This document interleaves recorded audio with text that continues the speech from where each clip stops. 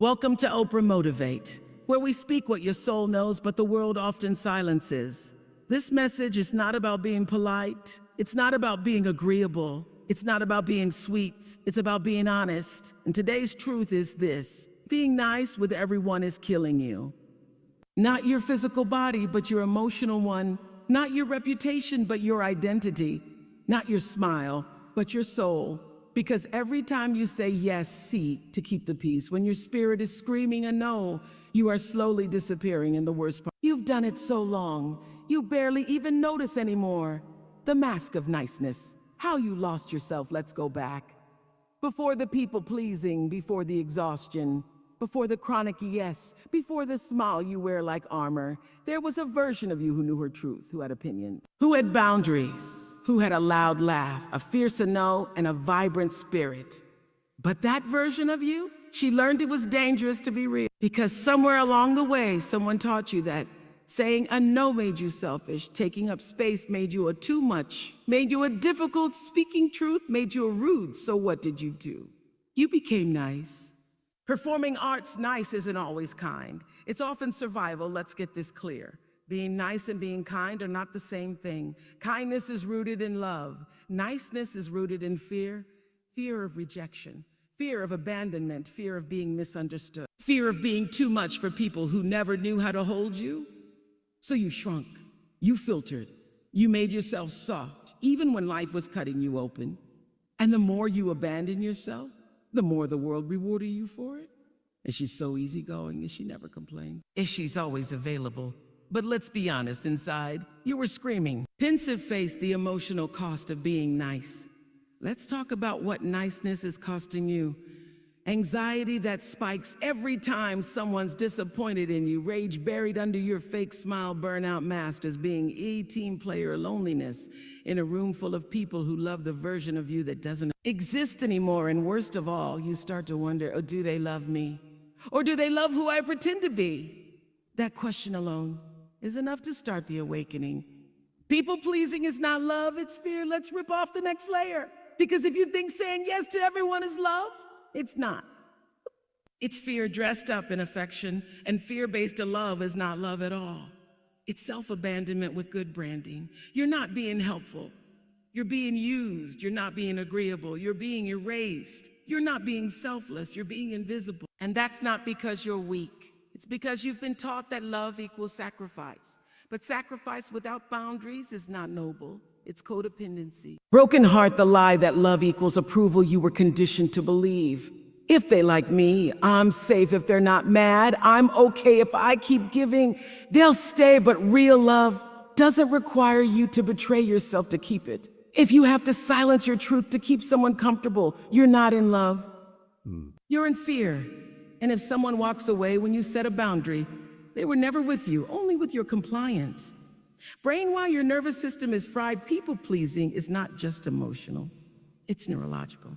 You've trained your nervous system to react to disappointment, conflict, are you mad at me? Energy, your brain is wired to scan every room for rejection. And so even when you're alone, you're not at peace. You're bracing. Gratitude doesn't flow embracing. Peace doesn't grow embracing. Joy doesn't survive embracing. To feel whole again, you don't need more love. You need more truth. Warning, stop apologizing for being real. Your yes doesn't matter if it's not true.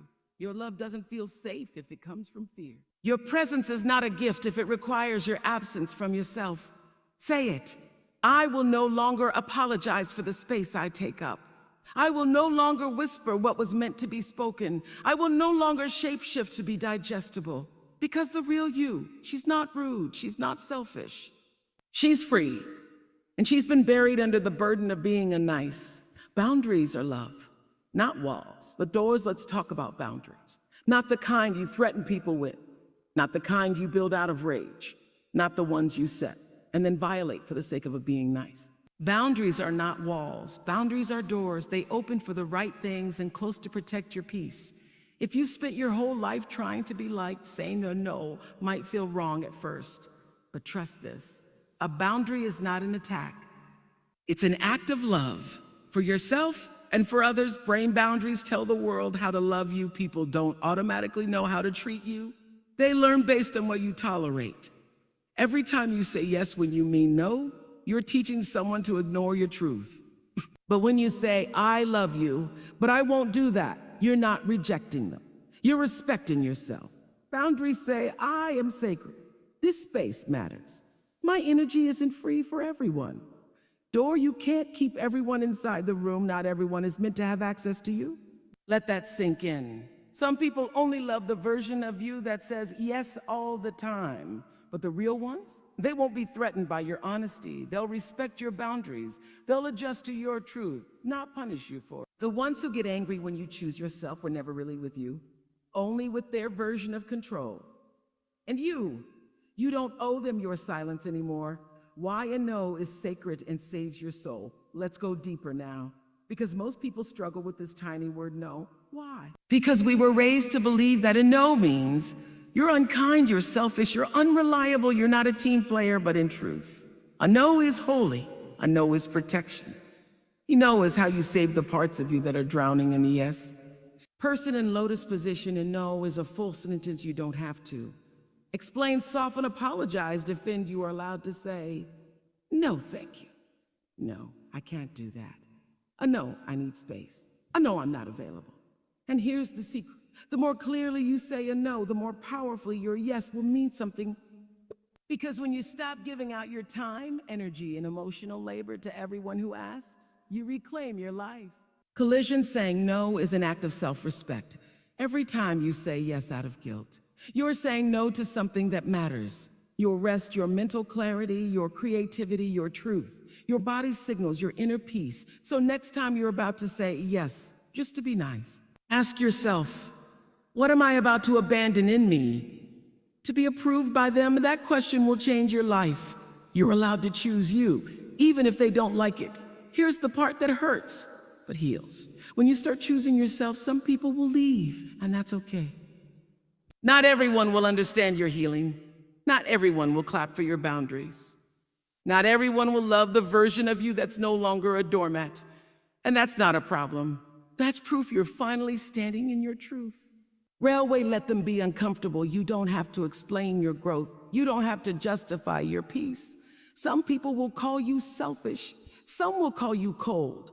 Some will weaponize your healing and say, you've changed. To that you say, yes, I've changed. I've stopped self-destructing for people who never once asked if I was okay. Brain, rewire this thought. If they're unhappy, it's my fault. This is the root of your people-pleasing. If they're upset, I must have done something wrong. If they're disappointed, I need to fix it. If they're uncomfortable, I need to apologize. But you are not responsible for how people feel about your boundaries. Your job is not to protect their comfort. Your job is to protect your truth. Speech balloons, say this with me. I am not here to please everyone. I am not here to be liked by all. I am here to live truthfully, to love deeply, and to respect myself completely. When you live that way, you'll lose some people, but you'll find yourself. And the peace that comes from that? Unshakable, unapologetic, unbreakable. Stop trying to be easy to love. This is the part no one tells you. So many of us don't just want to be loved, we want to be easy to love. Not a real love, not a raw love, but clean love, convenient love, uncomplicated love. The kind that doesn't challenge people, doesn't disrupt their peace, doesn't require them to stretch. You know what that creates? A version of you that doesn't have needs, that doesn't take up space, that doesn't speak truthfully, that smiles while silently breaking. And eventually, that version of you forgets who she really is. Broken heart, you're not here to be convenient, let's be real. You were not born to be someone's soft option. You were not put here to shrink for their comfort. If someone only loves you when you're quiet or soft or agreeable or convenient, that's not love, that's control. And you're not here to be manageable, you're here to be whole. Brain, the belief behind people. Pleasing, here's the core belief that keeps this pattern alive. If I'm easy to love, they won't leave. But let's flip that truth. If you're only loved when you're easy, then you're not really loved. You're used. True love doesn't fear your edges. It respects your growth. It holds space for your evolution, not just your agreement.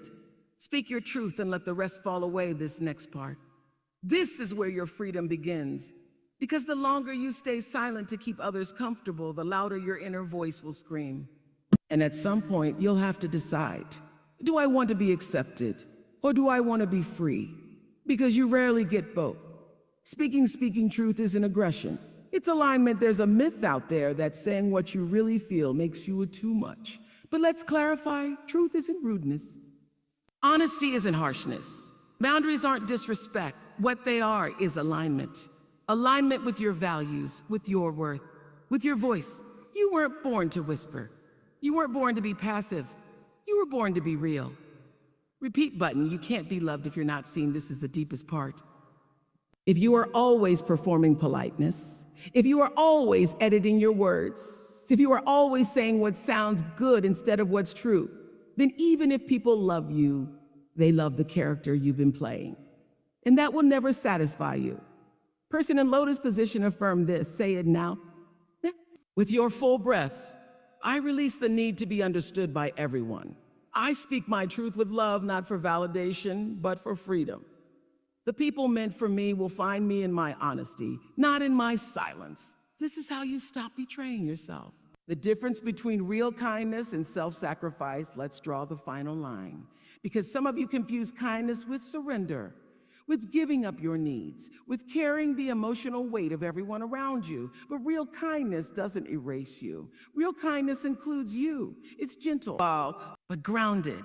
It gives, but it doesn't deplete. It's open-hearted, but not open-ended. Let's talk about the difference. Seedling kindness says, I want to help you. Self-sacrifice says, I must save you, even if it kills me.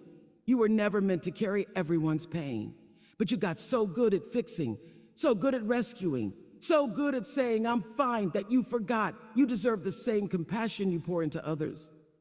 You deserve to be held, not just hold, to be listened to, not just listen, to be poured into, not just pour. Brain, ask yourself, is my help making me resentful? Am I doing this from love or from fear? Do I believe I have to say yes to be good? Because if your kindness is rooted in guilt, it's not kindness. It's control disguised as care. Person in lotus position, release the savior complex. You don't have to save everyone to be worthy. You don't have to fix everything to be valuable. You don't have to carry it all to be good. Let this sink in. I can love you and not lose myself. I can help you without harming me. I can be kind without being a martyr. That's the balance. That's the growth. That's the return to self. Becoming unapologetically you. Let's talk about what happens when you finally stop people pleasing. When you stop apologizing for existing. When you finally stop editing your truth. You don't become selfish. You don't become cold. You become whole. You become whole. You become the version of yourself that no longer lives for applause, but for alignment. You wake up and instead of asking, who do I need to be today to be loved? You start asking, who do I need to be today to be me?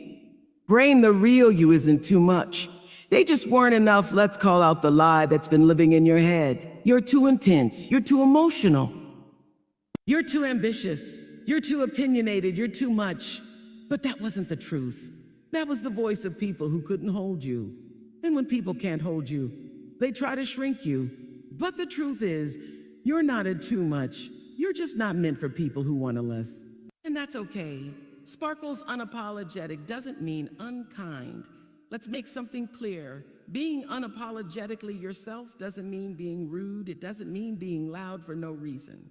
It doesn't mean ignoring others' needs. You don't shrink to fit. You don't betray your gut. You don't dim your light just so others can stay comfortable in their shadows. It means you no longer need permission to exist in your truth. And that kind of unapologetic energy, that's not ego, that's embodiment. When you choose you, you set others free. Here's what most people don't realize. When you choose yourself, you don't just heal your own life. You give permission to others to do the same. Every time you set a boundary, you teach others that it's safe to protect themselves. Every time you speak your truth, you model what it means to stop performing. Every time you rest without guilt, you show others that rest is a right, not a reward. Light bulb, you stop generational people pleasing. This goes deeper than just you. You were probably raised by people who never chose themselves either. They stayed silent. They worked until they collapsed. They gave until they were empty. And now you have the chance to break that pattern, to show a new model of strength, not self-sacrifice, but self-honor. You choosing you isn't rebellion, it's reclamation. DNA, the ripple effect of your wholeness. Imagine this. A child grows up watching a parent say, "No, I need rest tonight." A friend finally sets a boundary after watching you set yours. A partner starts telling the truth because you're no longer afraid to speak yours.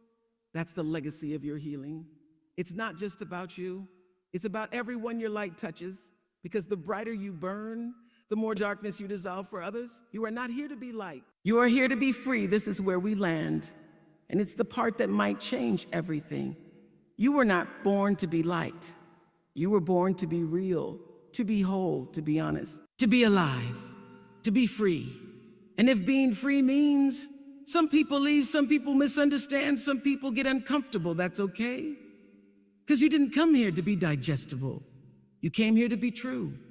Person in lotus position, say this with me. I release the need to be liked. I release the burden of being good for everyone else. I am not a performance. I am not a role. I am not here to be approved of. I am here to live in alignment, fully, fiercely, and freely. Brain final reflections for your audience. You've been so good to everyone else. Now be good to you. Stop over-explaining. Stop carrying guilt for choosing yourself. Stop negotiating your worth for a seat at someone else's table. Build your own. Speak your truth. Love out loud. And never again apologize for your wholeness. Oprah Motivate style, this isn't just a message, it's a mirror. And in this mirror, I hope you see a woman who is no longer here to be nice, but to be true. A human being who is no longer here to please, but to honor herself. A spirit who is no longer waiting to be chosen because she already chose herself. This is your time. This is your freedom. And it starts the moment you say, I am not here to be liked.